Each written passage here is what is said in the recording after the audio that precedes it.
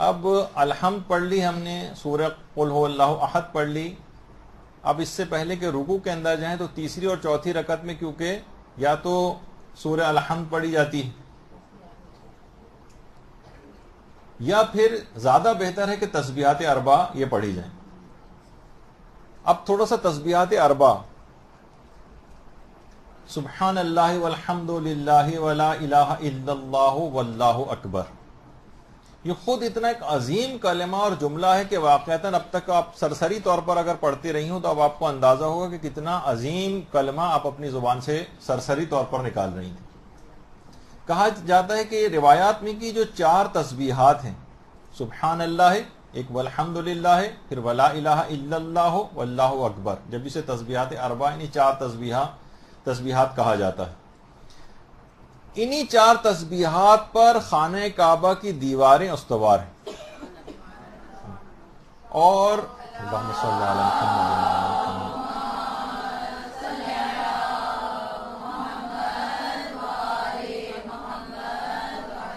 اور اس میں ایک ایک لفظ جو ہے اس کے اگر فضائل بیان ہوں تو سبحان اللہ کے لیے الگ کلاس رکھی جا سکتی ہے، الحمدللہ کے فضائل کے لیے الگ رکھی جا سکتی ہے، پھر ولا الہ الا اللہ کے لیے الگ اور اللہ اکبر کے لیے الگ.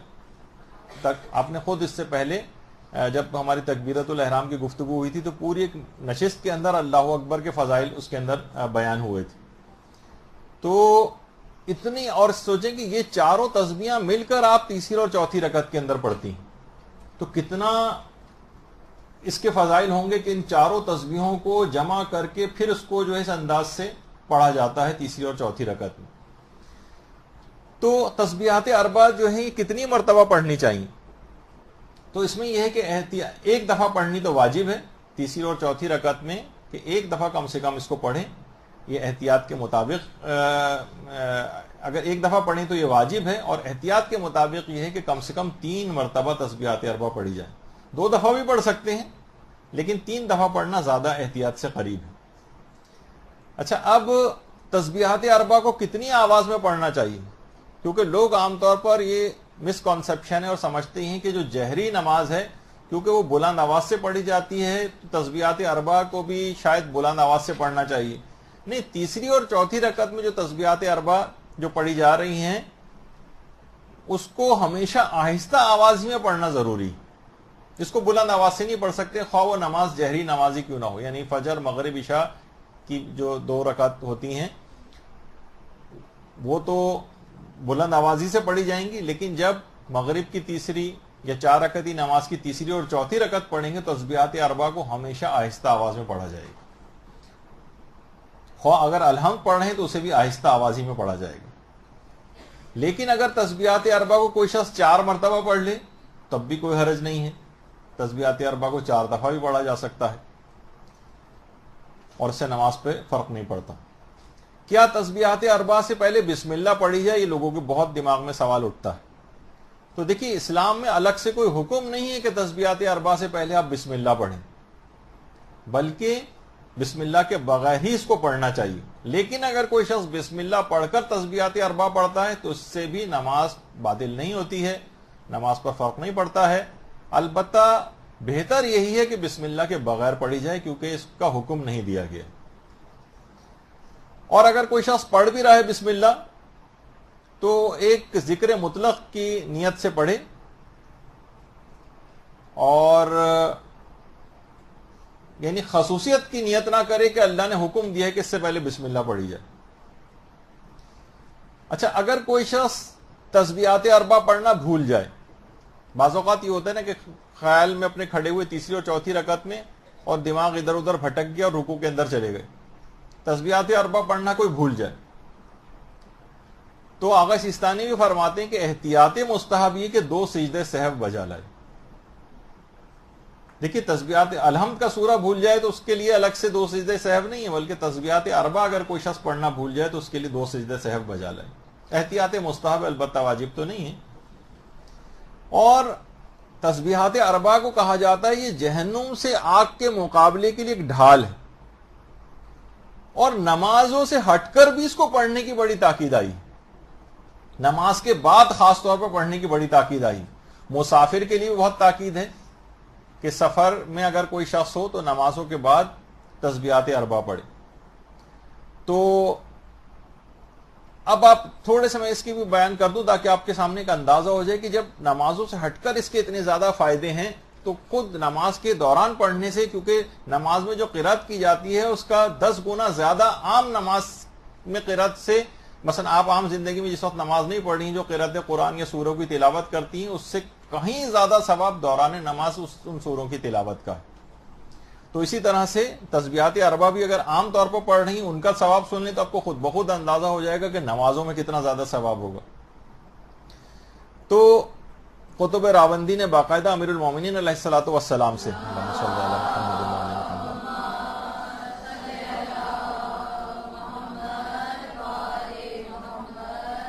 ایک صحابی تھے برا بن عازب، ان سے امیر المومنین نے فرمایا کہ ایسی بات میں تم کو بتاؤں کہ اگر تم اسے بجا لاؤ تو خدا کے تم پکے اور سچے دوست بن جاؤ گے. خدا کے پکے اور سچے دوست. اس نے کہا جی جی ضرور مولا بیان فرمائیے. امام نے فرمایا کہ ہر نماز کے بعد 10 مرتبہ تسبیحات اربع پڑھا کرو، اور اگر تم نے ایسا کیا تو دنیا سے تمہاری 1000 بلائیں دور ہوں گی. دنیا کی 1000 بلائیں. امام نے فرمایا ان 1000 بلاؤں میں سے ایک بلا صرف میں بتاتا ہوں، وہ ہے دنیا سے مرتد ہو کے جانا. یعنی ایک تو اتنا بڑی بات کہ انسان مرتد ہونے سے بچ جائے گا، یہ دنیاوی 1000 بلاؤں میں سے ایک بلا صرف کی نشاندہی کی. اور آخرت کے 1000 درجات تمہارے لیے ذخیرہ کیے جائیں گے، جن میں سے ایک ذخیرہ یہ ہے کہ رسول اللہ کی ہمسائیگی کا شرف تم کو عطا کیا جائے گا.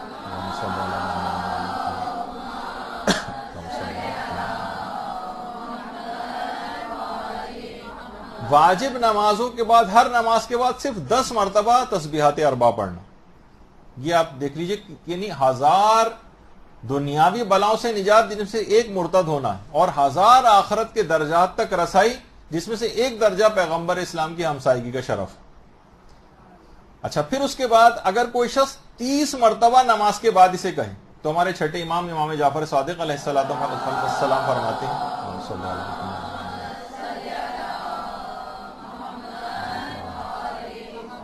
فرماتے ہیں کہ بدن پر موجود ہر گناہ ساقط ہو جاتا ہے. دیکھیے ہمارے آنکھوں سے کتنے گناہ ہوتے ہیں، زبان سے کتنے گناہ ہوتے ہیں، پاؤں سے کتنے گناہ ہوتے ہیں، ہاتھوں سے کتنے گناہ ہوتے ہیں، دل سے کتنے گناہ ہوتے ہیں.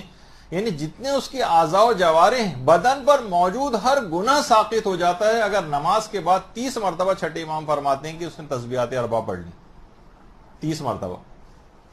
اور جن کا بھی تذکرہ ہوا تھا آیت اللہ سید عبد الکریم کشمیری، وہ فرماتے تھے کہ نورانیت قلب اگر کسی شخص کو واقعتاً پیدا کرنی ہے تو وہ 30 مرتبہ، ابھی آپ نے 20 سنا تھا، اب 30 دفعہ 30 مرتبہ نورانیت قلب پیدا کرنے کے لیے مجرب ترین ہے تسبیحات اربع.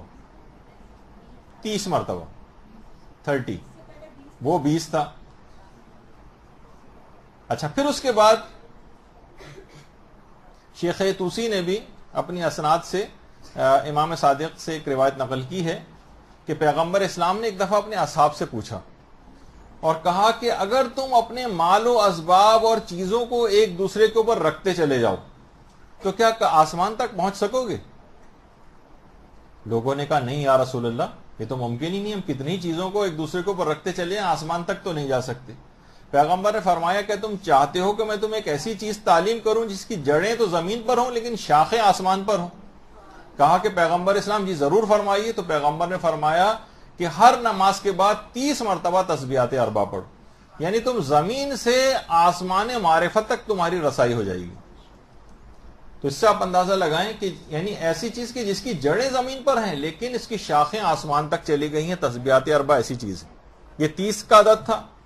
چھٹے امام فرماتے ہیں اگر کوئی شخص نماز میں جگہ چھوڑنے سے پہلے، یعنی ابھی نماز پڑھنے کے بعد اٹھا نہیں اور وہ 40 دفعہ تسبیحات اربع پڑھ لے تو اس کے بعد وہ جو کچھ بھی خدا سے مانگے گا وہ تمام دعائیں قبول ہو جائیں گی. نماز کے بعد 40 دفعہ اگر تسبیحات اربع پڑھ لے، اور اس سے بھی زیادہ اگر دیکھیں تو نماز جعفر طیار جس میں 300 مرتبہ تسبیحات اربع پڑھی جاتی ہیں، اس کا آپ خود سوچ لیجئے کہ کتنا بڑا مقام اور اجر ہوگا. جس میں 300 مرتبہ نماز جعفر طیار میں تسبیحات اربع پڑھی جاتی. اور ایک چیز اور، اس میں 60 کا عدد کا اضافہ اگر اور ہو جائے، اور امیر المومنین علیہ الصلوۃ والسلام یہ جملہ ارشاد فرماتے ہیں،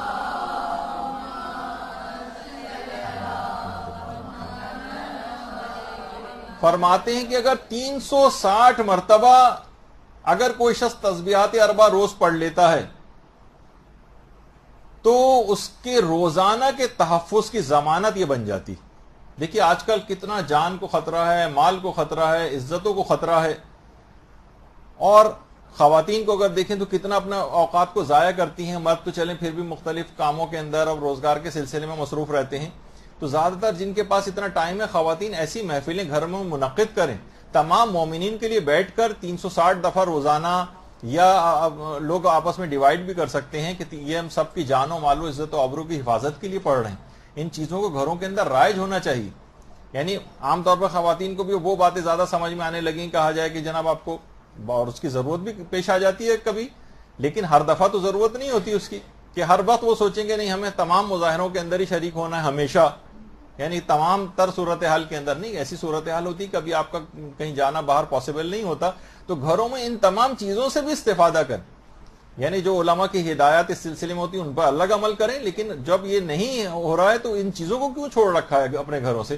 ان میں دوبارہ اس کو رائج ہونا چاہیے. تو روزانہ 360 مرتبہ تسبیحات اربع کی تلاوت، یعنی اس دن کی گارنٹی، ضمانت کہتے ہیں گارنٹی ہونے کو، گارنٹی امام لے رہے ہیں کہ اس دن کی تمام روزانہ کے تحفظ کی ضمانت ہو جائیں گی تسبیحات اربع. اور اس ذکر کے متعلق یہ بات بھی کہی جاتی ہے کہ واقعتاً اس کو پوری اس کے ساتھ پڑھنا چاہیے، ان اذکار کو معرفت کے ساتھ. یہ صرف فقط ایک جملہ نہیں ہے.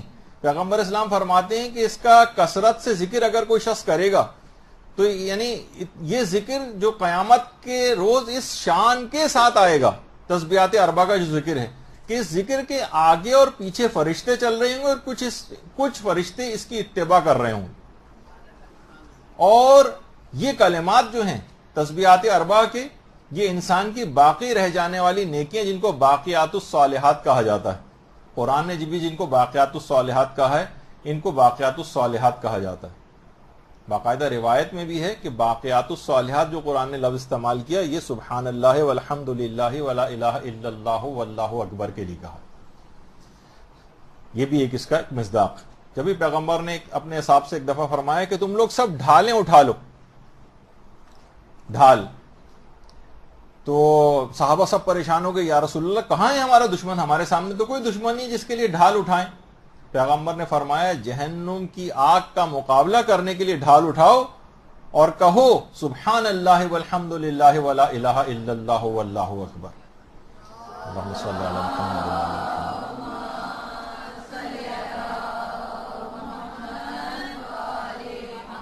اور یہ جملے ایسے ہیں واقعتاً کہ انسان، روایات میں آئے کہ دیوار کے نیچے دب کر مرنے سے محفوظ ہوگا، یعنی زلزلوں وغیرہ میں اس طرح دب کے مر جاتے ہیں، غرق ہونے سے محفوظ رہے گا، سیلاب، طوفان، سونامیاں، کیا کیا چیزیں آ جاتی ہیں، کنویں میں گر کر مرنے سے محفوظ ہوگا، درندوں کے چیرنے پھاڑنے سے محفوظ ہوگا، انسانی شکلوں میں جو درندے آج کل پھر رہے ہیں ان سے بھی انشاءاللہ محفوظ ہوگا، اور بری موت سے انسان محفوظ ہوگا، اور انسان پر نازل ہونے والی جتنی بھی ناگوار بلائیں اور آسمانی حادثات ہیں ان سے بھی انسان محفوظ ہو جاتا ہے ان تسبیحات اربع کو. تو آپ نے دیکھا کہ عام زندگی میں جب پڑھنے سے اتنا فائدہ ہے تو ایک اصول اور قاعدہ اور کلیہ یہ ہے کہ نماز میں ان اذکار کو کرنے کا ثواب بے تحاشا اور بڑھ جاتا ہے عمومی زندگی سے بھی. تو آپ سوچیں کہ تسبیحات اربع یہ جو ابھی تک تو آپ نے سنا کہ ایک دفعہ واجب تھا، لیکن 3 دفعہ پڑھنا، اور 3 سے زائد دفعہ بھی پڑھا جا سکتا ہے، 5 دفعہ بھی پڑھا جا سکتا ہے، 7 دفعہ بھی پڑھا جا سکتا ہے. بہتر ہے کہ طاق عدد میں پڑھا جائے اس کو. تو نماز میں زیادہ سے زیادہ بھی پڑھنے کی آپ کو اجازت ہے. تو اگر یہ نماز میں اس انداز سے پڑھی جائے پوری معرفت کے ساتھ تو نماز آپ کی بہترین نماز انشاءاللہ قرار پائے گی. اور پیغمبر نے ایک جملہ اور ارشاد فرمایا کہ 5 چیزیں ایسی ہیں جو نامہ اعمال کو بے انتہا وزنی کر دیتی ہیں. ان میں 4 چیزیں تو فقط یہی تسبیحات اربع ہیں. 5 چیزوں سے پیغمبر نے فرمایا جس سے نامہ اعمال بے انتہا وزنی ہو جاتا ہے، جس میں 4 چیزیں تو یہ 4 تسبیحیں ہی ہیں. اور پانچویں پیغمبر نے فرمایا اگر کسی مومن کا کوئی نیک بیٹا مر جائے اور اس کی موت پر وہ صبر کرے، پانچویں چیز وہ ہے۔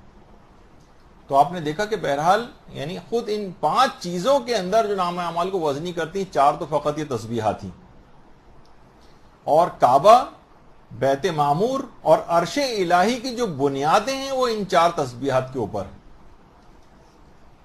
تو بہرحال اور یہ بھی علماء بیان فرماتے ہیں، جس روایت سے جس کی تائید ہو جاتی ہے کہ اگر کوئی شخص انفاق کے اوپر کسی کی طبیعت مائل نہیں، زیادہ پیسہ خرچ کرتے ہوئے اس کے ہاتھ رکتے ہیں، نماز شب کے لیے راتوں کو اٹھ کر عبادت کرنا اس کے لیے پاسبل نہیں، زیادہ روزے رکھنا اس کے لیے مشکل ہوتا ہے، بہت سے لوگوں سے نہیں روزے رکھے جاتے ہیں، تو پھر آخر ایسے اشخاص تسبیحات اربع پڑھنے سے کیوں بخل کرتے ہیں؟ روایت میں ایک سوال پوچھا گیا، اگر آپ کی طبیعت مائل نہیں ہے انفاق فی سبیل اللہ، خدا کی راہ میں خرچ کرنے کے لیے، آپ کی طبیعت مائل نہیں ہوتی رات کو اٹھ کر نماز پڑھنے کے لیے، آپ کی طبیعت مائل نہیں ہوتی کہ آپ رمضان کے علاوہ بھی روزے مستحب روزے رکھیں، تو آخر کس چیز نے آپ کو مجبور کیا ہے کہ آپ اتنے بخیل بن جائیں کہ تسبیحات اربع بھی نہ پڑھ سکیں؟ یعنی تسبیحات اربع ان کی کمی کو پورا کریں گے۔ تو ایسے افراد جن کے لیے یہ ممکن نہیں ہے، وہ زیادہ سے زیادہ تسبیحات اربع کی طرف اپنا رجحان رکھیں، تو یہ تاکہ وہ روحانی کمی جو ان عبادت کو انجام دینے سے آپ کے اندر آ جاتی ہے، وہ اس کے تسبیحات اربع کے ذریعے وہ کمی پوری کر دی جائے۔ اچھا، اب تیسری اور چوتھی رکعت میں ہم نے تسبیحات اربع پڑھ لی، اب اس کے بعد ایک واجب ہے جس کو کہا جاتا ہے، نہیں بلکہ ہاں پہلے 1-2 مسئلے اور بھی، کیونکہ ترتیب میں ہمارے پاس یہ بھی ہیں، 2-4 مسئلے صرف یہ اور بیان کر دیں تو پھر ہم اگلے حصے کے اوپر چلے جائیں گے۔ بعض اوقات یہ ہوتا ہے، آپ نے دیکھا کہ ہم جہری نماز پڑھ رہے تھے، بھولے سے ہم نے پوری نماز آہستہ پڑھ لی، خواتین کا تو خیر چلیں پھر بھی دونوں طرح سے اجازت ہے، یعنی وہ جہری نماز کو بھی آہستہ آواز میں پڑھ سکتی ہیں، لیکن جیسے کہ مرد حضرات ہیں پڑھنی چاہیے تھی بلند آواز سے نماز، بھول کر آہستہ آواز میں شروع کر دی، تو جتنی نماز اب تک آہستہ آواز میں پڑھ چکے ہوں وہ صحیح سمجھی جائے گی۔ اب جیسے خیال آئے فوراً بلند آواز سے، اور اگر حمد اور سورہ جو پڑھ رہے ہیں جہاں سے بھی یاد آئے، جس آیت سے بھی یاد آئے وہیں سے بلند آواز اپنی کر لیں، اور پچھلے سورہ جتنا پڑھ چکے ہوں خاموشی سے اس کو دہرانے کی ضرورت نہیں، وہ ہو گئی، وہ صحیح ہو گئی۔ اور اسی طرح سے الٹا بھی اس کا ہوتا ہے کہ بعض اوقات اخفاتی نماز ہوتی ہے، ہم نے بھول کر جہری پڑھنی شروع کر دی، یعنی بلند آواز سے پڑھنا شروع کر دی، تو اس میں بھی جتنی دیر اگر گزر چکی ہے، جتنی آیات ہم پڑھ چکے ہیں ان کو دوبارہ پڑھنا ضروری نہیں ہے، اور بس جہاں سے یاد آئے فوراً نماز کو، اخفاتی نماز کو ہم نے بلند پڑھنا شروع کر دیا تھا بھول کر، تو اس کو دوبارہ اخفات کے اوپر چلے جائیں اور خاموش اپنی آواز کو کم کر لیں۔ خاموشی سے ذرا آپ لوگ سنیں، آپ لوگ باتیں میں لگ گئے پھر۔ تو اخفاتی نماز ہو اس کو بالجہر پڑھا آپ نے بھولے سے، یا بالجہر پڑھ رہے تھے یعنی بلند آواز سے پڑھنے والی نمازوں کو بھولے سے خاموشی کے ساتھ پڑھنے لگے، تو جب بھی یاد آئے فوراً اپنی آواز کو کم اور بلند کر لیں اپنی وظیفہ شرعی کے مطابق، اور پچھلا جتنا پڑھ چکے ہیں اس کو دوبارہ دہرانے کی ضرورت نہیں ہوتی۔